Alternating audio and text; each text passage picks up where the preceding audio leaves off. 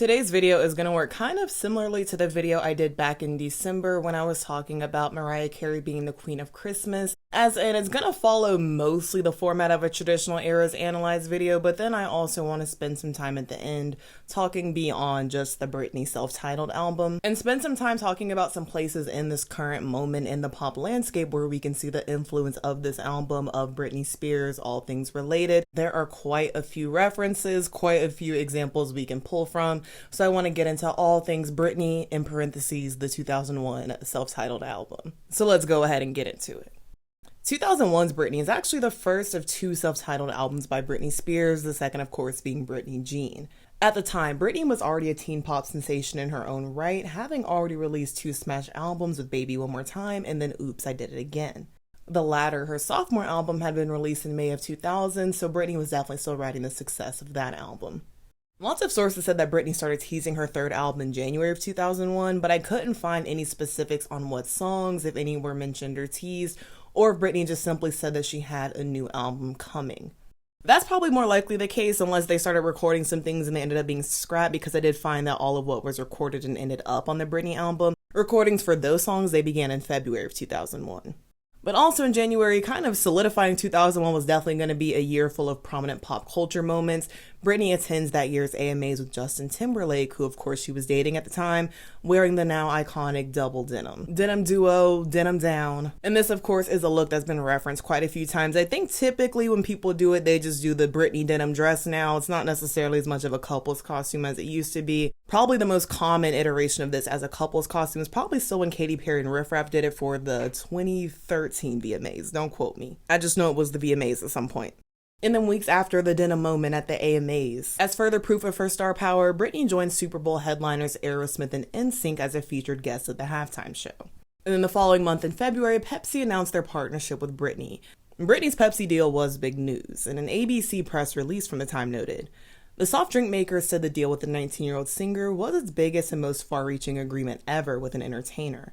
Though terms weren't disclosed, the deal is likely to rank with golfer Tiger Woods' reported $100 million deal with Nike and tennis star Venus Williams' $40 million deal with Reebok." And Britney did say that she was very excited for this Pepsi deal because musical legends like Michael Jackson and Madonna, who she looked up to, is definitely inspired by, they also had Pepsi deals. The first major promotion actually aired back during the Super Bowl, and then the second was set to premiere at that year's Oscars. Aside from featuring Britney, the campaign would also celebrate Pepsi's 125-year history.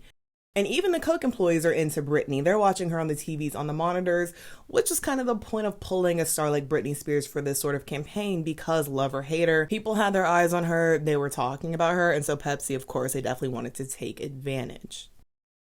And then in terms of the album itself, all of Britney's regular collaborators like Max Martin, Rami Yacoub, and Darkchild would be returning. But for self-titled, Britney wanted to take more of a creative lead, and she had been encouraged to join her co-writers to work on some of the songs. And she also planned to take the album in a more mature direction because she was almost out of her teenage years, and she also wanted the album to have more of a hip-hop and R&B inspiration than the primarily teen pop sound of her first two albums. And then aside from her normal collaborators, Britney had really wanted to work with Timbaland and Missy Elliott for this album, and it ended up falling through due to scheduling conflicts. And I honestly would have really liked to see what Missy and Timbaland could have come up with Britney Spears, so I feel like we were robbed. I feel like it would have been good. She also expressed excitement at working with the Neptunes, which of course she actually did get to do. One of their collaborations, of course, is I'm a Slave for You, which is Britney's lead single.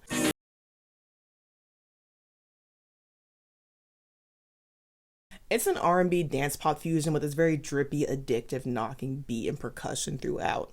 And all through I'm a Slave for You, Britney ad-libs these seductive whispers and breaths, emulating dancing in a sweaty club. It seems like she's flirting, she's teasing with someone, constantly urging them to dance up on her, as the lyrics say. And Britney herself said the song is mostly about me just wanting to go out and forget who I am and dance and have a good time. It's basically saying I'm a slave for the music. Like when you go into a club, you can't help yourself. You're enraptured in it. When I go to a club, I can't just sit there and, chit chat. Like I would much rather be on the dance floor, just, dancing. And that's what the song's talking about. And to speak to this more mature direction in the intro, Britney states, "I know I may be young, but I've got feelings too, and I need to do what I feel like doing. So let me go and just listen." And then, of course, she follows up with the actual song's beginning. "All you people look at me like I'm a little girl." Well, did you ever think it'd be okay for me to step into this world? And I'm sure all the references to being young, maybe you think I can't handle this, but believe me, I can. I'm certain those were lyric changes that were made once Britney took the song. Whereas those lyrics would not make much sense for Janet Jackson, who the song was initially offered to. So I'm going to assume that a few changes were made, at least in that respect. Britney premiered I'm a Slave for You at the 2001 VMAs, along with eye-catching choreo, a dazzling outfit and body jewelry, and of course, a snake. So definitely a lot to take in, especially when you're hearing a new song for the first time, as the audience was. But the performance was a spectacle, and pop history was undoubtedly made.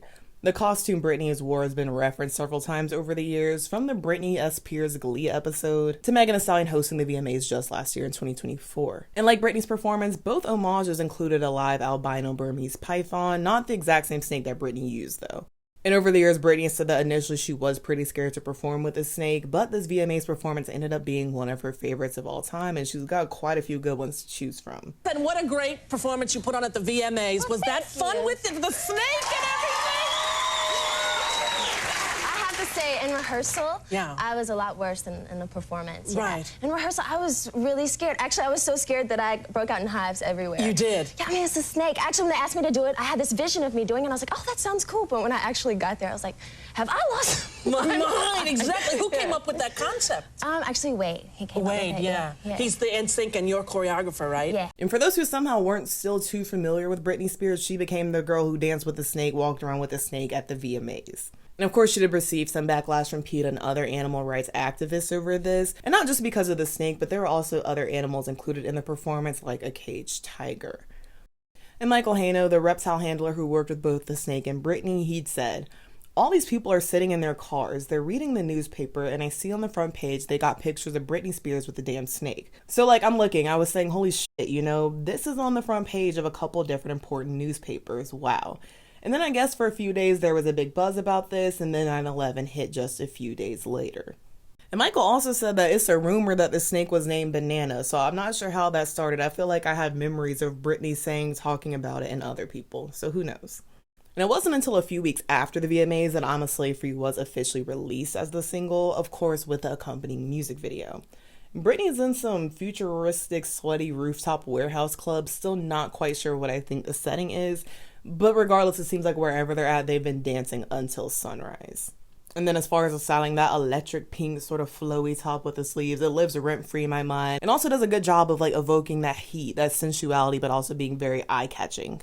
And also a really good pick for, of course, a now iconic dance break, because we get a lot of that sleeve movement, and this was choreographed by Wade Robson as well as Brian Friedman. And critics noted how I'm a Slave for You marked Britney's progression as an artist, even likening the experimental nature of it to something reminiscent of Prince. In reading forum posts asking people how they felt when the song came out back in 2001, a lot of them were saying that it felt like something they'd never heard before, especially considering I'm a Slave for You introduced a lot of people to the Neptunes, especially Britney fans who are primarily pop listeners. I did see quite a few people in Breathe Heavy say that they hadn't really heard of the Neptunes prior to Britney's album. And I found that several people didn't like the song, of course, because it didn't sound like typical Britney. It's a new genre, and of course it sounded a little too quote-unquote urban for some listeners. And I also came across several forum posts of people remembering a lot of complaints that the Slave for You song and video got because it was considered to be too sexual, either just the way the media was writing about it, or people saying that their own parents complained about it, or maybe didn't even let them listen to or watch it. At the time, both Entertainment Weekly and the New York Times expressed doubt that Britney's new, mature image was actually authentic to her. Billboard noted, though, that Britney always had this commanding and tantalizing presence, and it seemed like with this new, mature direction, there was now less of a juxtaposition between that and what the music was actually saying, as compared to her previous two albums. Initially, they compared her to Janet Jackson, both commanding pop entertainers who set the tone for their peers, for their generation. And this would become a pretty common comparison, one that makes sense because Britney has said several times that she's very inspired by Janet Jackson. And Boys is another Neptunes track that ended up on Britney's album after Janet passed on it. Apparently, she also recorded a demo for this one, but I couldn't find that demo either. And again, you can hear Janet all over the song, or the intention for Janet to be all over the song. Just leave with me. Not trying to sound crazy, but me and you were meant to be. But Britney still definitely makes it all her own. There's this edginess and funkiness to it that lends itself well to the theme of, yes, all of these boys want me, they're into me type vibe, because the song sounds so avant-garde and cool. It just feels like you can tell that this person's got a vibe about them that other people want to learn more about. And I feel like that same coolness, that darkness, dancey clubbiness is also very present in the music video. But because the song was also used to promote a movie, 2002's Austin Powers and Goldmember, he does make an appearance in the video, and to me it kind of ruins what otherwise I do find a very visually, aesthetically stunning video. And it makes sense because Boys does appear on the soundtrack for Austin Powers and Goldmember, and then likewise Britney has a cameo in the movie, and then she and Mike Myers, who, you know, obviously is playing as Austin Powers, they did a commercial for Pepsi Twist. And that's not Britney Spears. It's a man, baby. Austin, it's me! I want this wig! So like I was saying, Britney was definitely everywhere, definitely raking in those endorsement dollars. I'm a Slave for You is actually the only single released for Britney before the album came out on Halloween of 2001. The album debuted atop the Billboard 200, selling over 745,000 copies in its first week.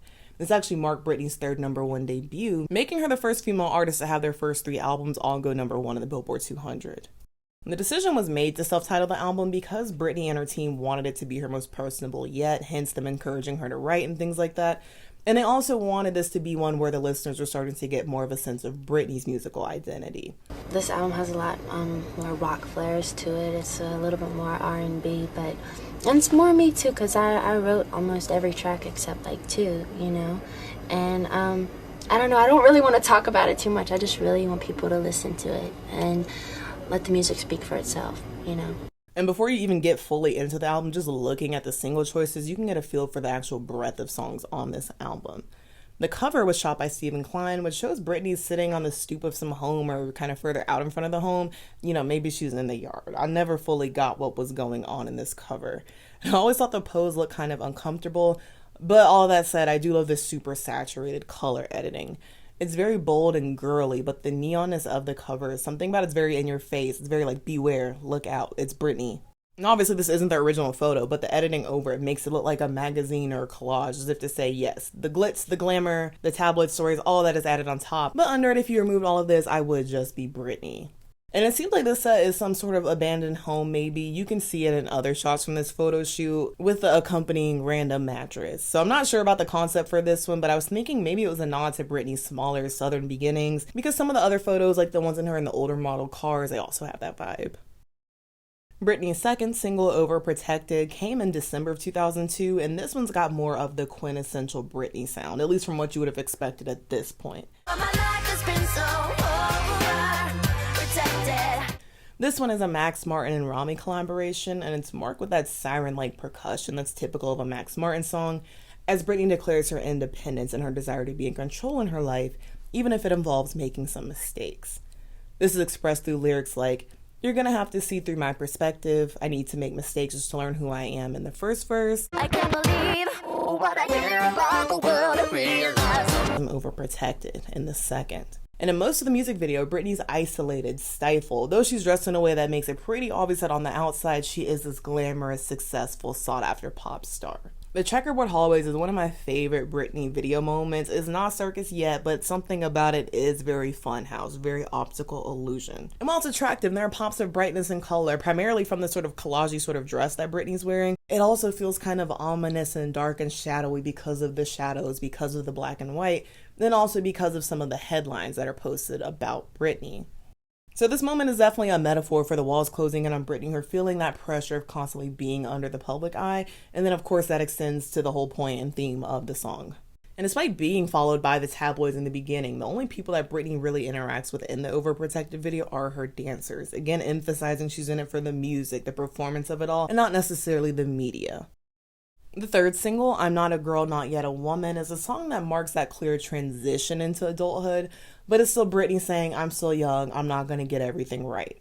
So transition's not complete yet, we're just in the midst of it. And I would say tonally it is a little bit more vulnerable than Overprotected. And again, this is another Max and Rami collab, and this time instead of Britney expressing a desire to find out answers for herself and that eagerness to be a more active driver in her own life, she's simply just being okay with not having all the answers and sitting in that not knowing for a moment. She sings in the chorus, all I need is time. moment that is mine. While I'm in between. And then the song Britney also sings about not needing to be protected, not sure if it's an overprotected nod or if it's just a coincidence because the songs are thematically similar and have the same producer. Britney said about the song, Max Martin wrote this, and it's a personal song about that transitional stage in life. A woman has all the wisdom that she needs, and I'm right in between right now. I'm almost a woman. It's a beautiful song. And Not a Girl, Not Yet a Woman, it was made the third single in January of 2002, so just in time to promote Britney's movie Crossroads, which would be her first major movie role. And Crossroads is a coming-of-age road trip movie in which Lucy, played by Britney, and two of her other friends, they all embark on this trip for different reasons. But of course, along the way, they're growing, they're changing, they're making memories, they're butting heads. So you can see how a song like Not a Girl, Not Yet a Woman might definitely fit on the soundtrack, and Britney does actually sing this song in the movie. And reading reviews of Britney, both some that came out in 2001 and then some that people have written or thought about over the years, the most consistent negative review I saw over the 2 decades is that the album comes off as if it got a little caught up in the Crossroads promotion. That instead of promoting Britney's new music, as in these are new Britney Spears songs, a lot of fans felt that, oh, these are new Crossroads songs and we're going to put them on the Britney album because Britney's super famous and people will hear them. Something else that got very frequently brought up that I've even come across before I even decided to work on this video is people saying like, oh, because this album feels like Crossroads promo, other strong potential singles like Bombastic Love were neglected.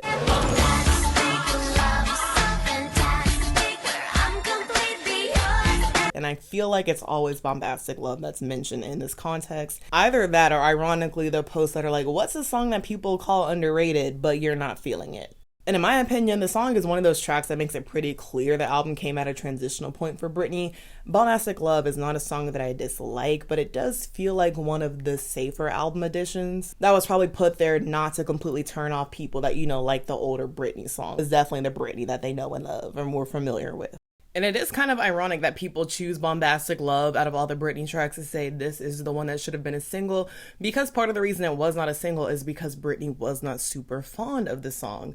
Also kind of ironic that people say, oh, we should have went with Bombastic Love over more Crossroads promotion because Bombastic Love was kind of used to promote Crossroads. You can hear a different version of the song. I believe the version of the song that would have went to radio had it been a single. You can hear that in one of the making of the movie documentaries. Completely yours, and you are mine. Lori, how it got so dark. So maybe if Britney was more fond of the song, it would have actually ended up in the movie and also ended up on the Crossroads track list. Then in terms of the movie itself, Crossroads was pretty panned by critics, but it has stayed relatively popular over the years. I've seen it a few times myself. I'm sure quite a few of you guys have also, because I would say it's like a comfort movie or a sleepover fave for a lot of people. And in interviews, Britney said that she was really excited to make a movie because it was a new career move for her, and it was cool to come up with a concept and then have it developed into a script and then get to shoot that script and actually act in the story. I was just at the time in my career where I wanted to try something different. I came up with the whole concept of Crossroads, and we got a writer to come in and elaborate on the script, and we had a movie. And I was like, okay, and I have my own movie now. I didn't know you could come up with your own idea for, you know, a movie and everything. It's like my little project. It feels very cool and special. Is it something you'd like to do more of in the future? Oh, yes. I would love to. And initially she wanted to do more movies and even audition for films like The Notebook, but she later said a few times, most recently in her memoir, that she did struggle to separate herself from the character of Lucy and realized that a similar thing was happening once she tried to get into other acting roles, so she ended up just quitting acting and realizing it wasn't for her. And Britney's cover of I Love Rock and Roll, that is another Crossroads song that made it into the album.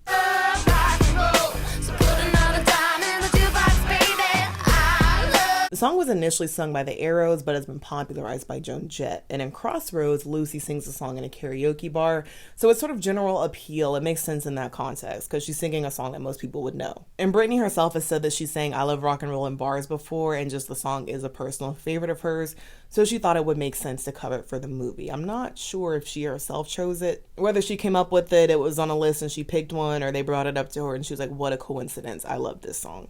But either way, I'm assuming that her personal fondness for it, that's why it ended up on the actual album and not just the Crossroads soundtrack. And then Britney had also said in interviews that she wanted her album to appeal to a broader age group, so including a cover of an older song, it definitely would not hurt that goal. And to further promote the song, Britney did shoot a video for I Love Rock and Roll, and it almost just feels like a performance video, but in the best way possible. Charisma is on display, body is bodying, I can definitely see why it was a hit. And again, that simplicity really works. We just see Britney wearing leather, full force, charisma, star power, we're seeing it all. I'm not certain where it fell in other regions, but MTV Latin America actually ranked the I Love Rock and Roll video as their second best of 2002 out of 100 videos. Similar to reviews of I'm a Slave for You, some critics said that it was most definitely clear that with I Love Rock and Roll, especially the music video, no mistake was made that Britney's goal was for the general public to no longer see her as a teen pop queen, but just a pop sensation in general. Offer iconic pop historical moments of her own, and then also make strides similar to pop legends before her. For example, at this point, Britney already had the Pepsi deal that I mentioned that Michael and Madonna had. In the future, not quite yet, she would go on to perform with Madonna. And then actually at this point, Britney had already performed with Michael Jackson at his 30th anniversary celebration. And that was just days after she did I'm a Slave for You at the VMAs, because I believe both the tapings for the concert, one was the day after the VMAs and the other one was the day right before 9/11. And then on top of that, like I mentioned a couple of times, Britney was also being offered the same songs as Janet Jackson and had recently broken a record with her third #1 album. So at this point, and for a couple years, Britney had been on top of the world. And for the promo of her Live from Las Vegas special, Britney dressed like rock and roll legend Elvis, obviously a nod both to her own song, I Love Rock and Roll. No, it's not an Elvis song, he's called the King of Rock. And then again, it's just a nod to her own continuously rising star power. And then also a sort of Elvis connection is that the special itself was a recording of the Las Vegas stop of Britney's Dream Within a Dream tour, and she also wears a futuristic version of the Elvis jumpsuit during a part of the show. And speaking of the Dream Within a Dream tour, not the tour itself, but Britney's choice and promoter per se, it is the reason her singles did not perform too well. Instead of going with Clear Channel, who's now known as iHeartMedia, Britney's tour was sponsored by Pepsi, which was likely a part of her deal with them. And in response, Clear Channel, who owns the majority of the country's radio stations, they effectively blacklisted Britney from radios. So since her singles were barely played, a lot less of her casual fans or people that she could have turned into fans with these singles, a lot less of them would have heard the single, and then so they're going to be less likely to go out and buy it. And looking at the singles performance, like I said, a lot of them weren't necessarily doing too well, especially for a star of Britney's caliber. Overprotected peaked at number 86, and that's the Dark Child remix, not even the original version of the song. I'm Not a Girl, Not Yet a Woman peaked at number 2, Bubbling Under. Boys also peaked at number 22 on Bubbling Under, and then I Love Rock and Roll and Anticipating, those were made singles only in Europe, and then Anticipating, it was only made a single in France. So I don't have much of a reference point for those, but I did notice of those other 4 remaining singles, all 4 of them were top 10 on the UK singles charts. And of course, sounds resonate differently on either side of the pond, but I do think that this speaks to a sort of discrepancy, or maybe even an indication that that ban, it did affect the singles performance, at least in the US. But regardless, the Dream Within a Dream tour was a mesmerizing and honestly, in my opinion, a perfectly named show. The costumes and sets range from dazzling and enchanting to dark and dreamlike, with different segments of the show meant to represent different dreams and aspirations of Britney's. And the dreams are meant to culminate in Britney's independence and play out like a coming-of-age story, in which Britney, of course, is the main character, the heroine. My favorite part of the show, probably the music box part. I like that because I made up that part. And then the boys remix, I like that a lot. You know, I was thinking, compared to the first tour, you must be amazed at how far you've come, right? I mean, how does this compare to the first tour for you? Well, really, I mean, it feels the same, and the show's changed up a little bit, but I think the biggest difference is probably the crowds. Like, the crowds are crazy. Like, I go out there, I'm like, whoa, okay, you know. And the show's set list transitions from Britney's earlier hits to songs from Self-Titled, and then the costumes and choreography, they become more liberated and free throughout. Across 69 shows, the tour grossed $53.3 million, which would be over $97 million today. Seems like critically, the main consensus was that the Dream Within a Dream tour solidified Britney's status as an entertainer and performer, and several reviews noted that the songs kind of just seemed like vehicles for the performances to happen rather than the primary focus, but this wasn't necessarily written in a negative way, just in the sense that it's the visual moments, Britney's actual performance, that will leave you with a bigger impression from this tour, and then of course have all of this time, all of these years later. And on the tour, Britney performs in recreations of the Slave for You outfit, this long black Janet-esque look with the crop top, which is one of my favorites, and then of course the iconic crystal bustier. And it has matching armbands and like a bikini bottom, and it was designed by the legendary fashion designer and costumer Bob Mackie. Britney wears it during her performance of Baby One More Time, during that now iconic rain sequence, and it's also worn in promotional photos that Britney did for the tour. And I do think it's become one of the most memorable outfits related to this album, maybe Britney Spears overall, to the point where pop girls like Addison Rae and Sabrina Carpenter, they're recreating it even currently. I think the Addison reference is more overt. She does the look in her high fashion video and even does the bikini over the jeans like Britney did. Whereas with Sabrina, without the rain, I do think that it looks a little bit less like a Britney reference to me, most likely because the top is in the ballpark, but it looks less similar than what Addison is wearing. And the bikini over the jeans look is something that Britney did quite a few times during the Britney era. I don't think this was ever a fashion, I'm gonna wear this on the street trend, but I've seen it in other stage costumes. In late 90s, early mid 2000s, it was all about the layering. It's in the pink look in the Slave For You video, and then a similar effect is created with the chaps that Britney's wearing in the Overprotected remix video. And just a few months ago, singer Callie Control, she emulated this look in her Boy for a Day music video. And when you consider the chart performance of Britney, especially the singles, because the album itself, it went #1, and then when you take into consideration that despite nominations, Britney did not take home a single Grammy or VMA for this album, its influence, its impact, its presence, you can really feel it in the mark it leaves, what artists who have come up after Britney are emulating, rather than any actual accolades it received, because unfortunately it didn't receive many of the big ones.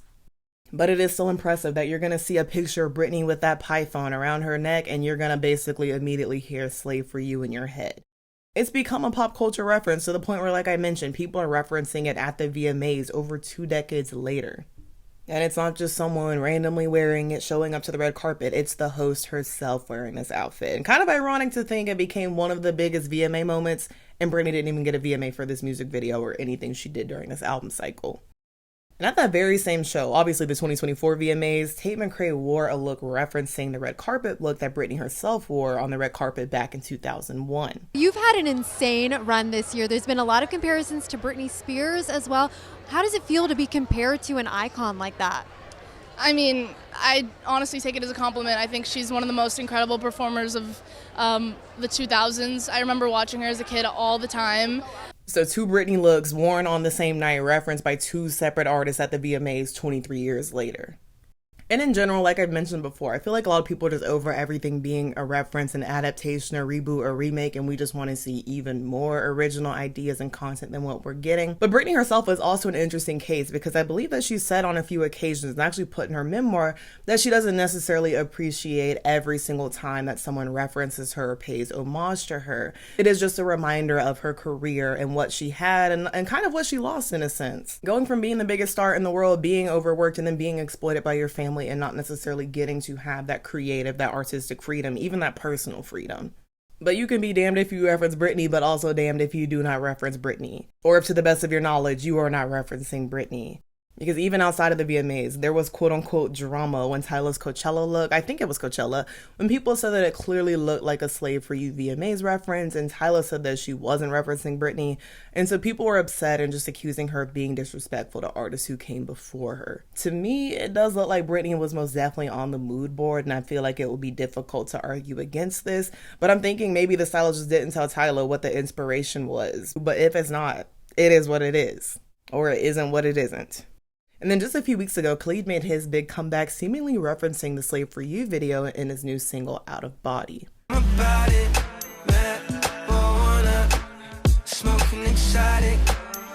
I'm not sure, I couldn't find if this is 100% confirmed to be a Slave For You reference. People are making the comparisons. I definitely see it. I definitely think that was the inspiration. But at the very least, Khalid has said that Britney is an artist who inspires him. Out of Body is produced by Darkchild, who of course worked with Britney on this album. Not Slave For You specifically though. But both Out of Body and Slave For You are still similar in that they have the vibe of, ooh, I spotted you from across the room, the sights are set, I love this song, let's dance to it, let's get steamy. And then mainly amongst the pop girls, or their fans better said, there's been this constant debate as to who the next Britney Spears is. Usually, especially right in this moment, it's a two-way contest between Tate McRae and Addison Rae, just with the other girls doing a reference here and there. And I think currently they're 2 of the biggest contenders because they're 2 of the biggest current Gen Z pop girls who dance. Of course, Sabrina Carpenter also does, but I think her styling, that kind of separates her from Britney quite a bit. And it also makes sense that Britney is used as a reference point in this conversation because she's one of the remaining few pop stars who are big enough and undeniably big enough to the point where someone can say next Britney Spears and people know the exact sort of pop star that is being talked about. And I would also think, especially if you are a child star like a Tate McRae, a Sabrina Carpenter, Britney is a pop blueprint in a sense, at least at that point, especially in 2001, 2002 Britney era, because she was someone who was able to pivot from child stardom in a way that many struggle to do. And in terms of the referencing, what people are drawing from the album, the visuals decades later, though one of the biggest criticisms of Britney is that it's disjointed, different sounds, different looks, different vibes, I think from a referential standpoint, that's become an advantage all these years later because there are so many different things to draw from that end up appealing to different artists for different reasons, and then they kind of work into their style better than it might for someone else. And then lastly, the Britney album cycle is also just the quintessential pop star on top of the world era. You have the big performances like the VMAs, the Pepsi campaign, the tour, but then you also have the movie with Crossroads, the power couple of it all because you're dating the most popular member of one of the most popular boy groups in music. And then of course we know the relationship wasn't all that great behind the scenes, with Britney later revealing in her memoir that Justin dumped her via text right while she was on set for the Overprotected video, Dark Child remix. But she said the shock and the anger, it made her want to serve even harder. And then also, I feel like if you're Gen Z, Britney 2001, this is one of the Britney albums you're definitely familiar with, but you weren't quote unquote there for a lot of the big pop culture moments that you've always been aware of. So in referencing it, you both feel like you're reviving something familiar enough, but not something that feels as overplayed as some of the latter Britney moments you actually remember because you're probably more actively experiencing them.